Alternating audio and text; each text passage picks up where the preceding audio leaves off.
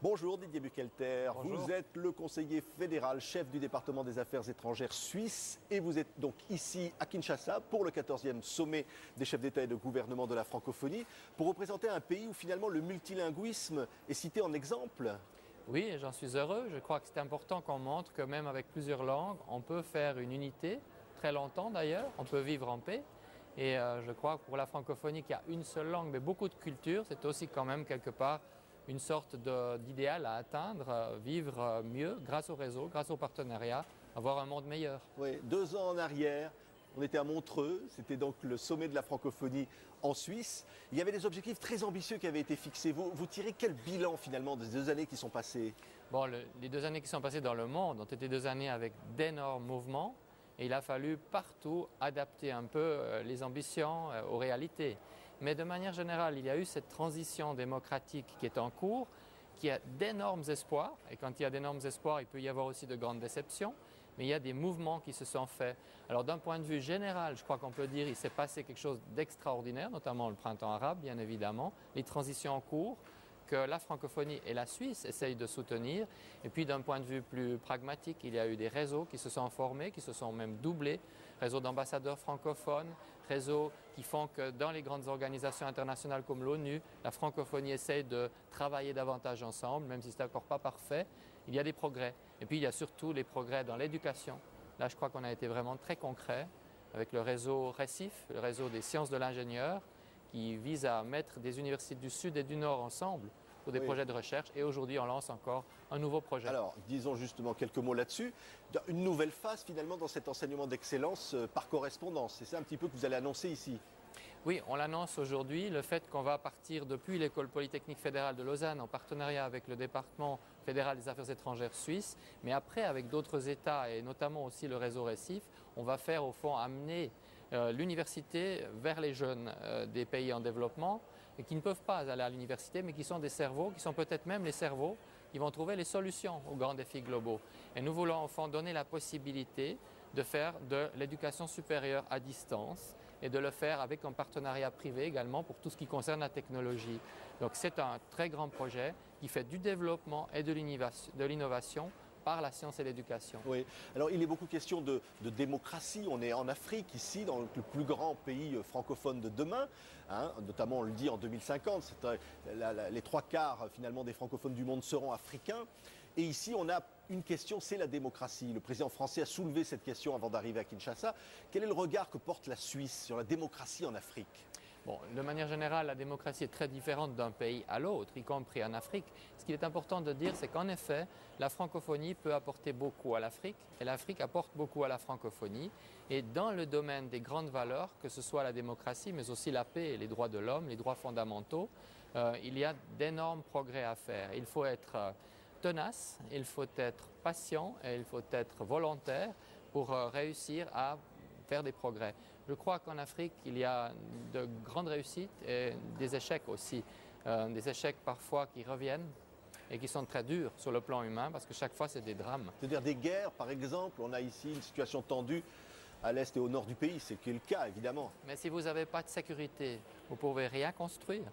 Donc les régions fragiles, et il y en a beaucoup en Afrique, sont des régions dans lesquelles les problèmes sont véritablement les pires. Et c'est pourquoi il faut d'ailleurs faire le gros effort de la coopération internationale sur les régions fragiles. Parce que si vous gagnez dans les régions fragiles, vous gagnez 2 fois pour la région elle-même et pour toute la région qui est autour, qui a souvent d'énormes problèmes liés aux personnes déplacées, par exemple. Oui.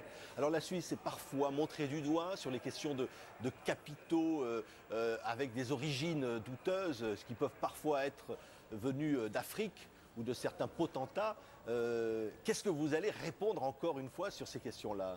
Alors concernant l'argent des potentats, la Suisse est peut-être montrée du doigt, mais elle est montrée du doigt parce qu'elle a réussi comme place financière la meilleure progression dans le monde. Si on compare avec les autres places financières, c'est la seule qui dans les 15 dernières années a remis plus de 1,5 milliard de francs en retour de l'argent de potentat. Et nous sommes actuellement en train de travailler, mais en respectant l'état de droit évidemment, pour la même volonté de retour pour ce qui concerne des pays comme l'Égypte ou la Tunisie par exemple.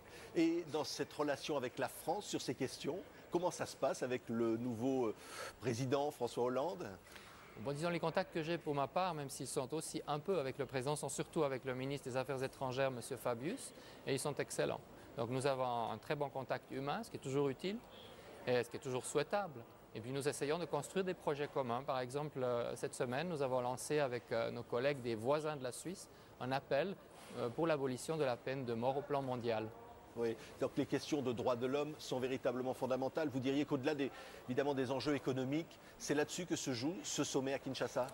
Aussi, et je crois qu'il se joue essentiellement sur la capacité des différentes nations ensemble, dans des réseaux comme la francophonie, d'esquisser et de réaliser un jour une vraie gouvernance mondiale, que ce soit en termes économiques ou en termes environnementaux. Dans les deux cas, on ne peut pas régler les choses tout seul, on ne peut pas non plus laisser des espèces de gouvernements non légitimes décider tout, comme c'est un peu le cas au niveau économique. Et par conséquent, on doit créer des capacités de transparence, de légitimité, des capacités d'écoute aussi des grands pays à l'égard des plus modestes et des grandes régions ou des régions développées à l'égard des régions qui le sont moins. Et ça, c'est quelque chose dans lequel la Suisse peut jouer un rôle important. Oui, de gouvernance mondiale, il en est beaucoup question ici. Évidemment, on parle de gouvernance. Est-ce que la communauté francophone est capable d'organiser une telle gouvernance? Est-ce qu'elle est suffisamment unie? La communauté francophone n'est pas suffisamment unie pour faire cela toute seule, mais elle représente en elle-même un très grand poids. Plus d'un tiers des États de l'ONU sont des États qui sont membres de la francophonie. Donc par conséquent, le réseau lui-même, si on arrive à le mobiliser, on a déjà une grande part de l'ONU. Et par exemple, pour ce qui concerne la gouvernance en termes de sécurité, avec le futur du Conseil de sécurité que nous estimons devoir être plus légitime et plus transparent, eh bien c'est important d'en parler ici. C'est un grand chemin, vous savez, vous n'arrivez pas en une fois, mais vous le faites par ces réseaux et par ces débats. Vous diriez, M. Burkhalter, que malgré la crise économique, on doit avoir la même ambition pour la francophonie aujourd'hui? Bien sûr, je dirais même encore plus. Donc la crise économique en elle-même montre à quel point il y a, dans un monde aussi globalisé, des liens entre les différentes régions, entre les différents pays. Au fond, les problèmes des autres, ce sont aussi les nôtres. Et si on ne les voit pas, un jour, ils débarquent aussi, quelque part.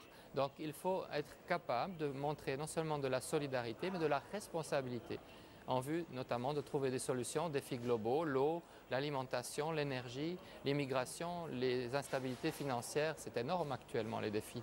Merci, M. Burkhalter, d'avoir été l'invité de TV5 Monde, donc ici même à Kinshasa pour ce 14e sommet de la francophonie. Nous étions ravis de vous accueillir ici au village francophone. Merci. Merci à vous.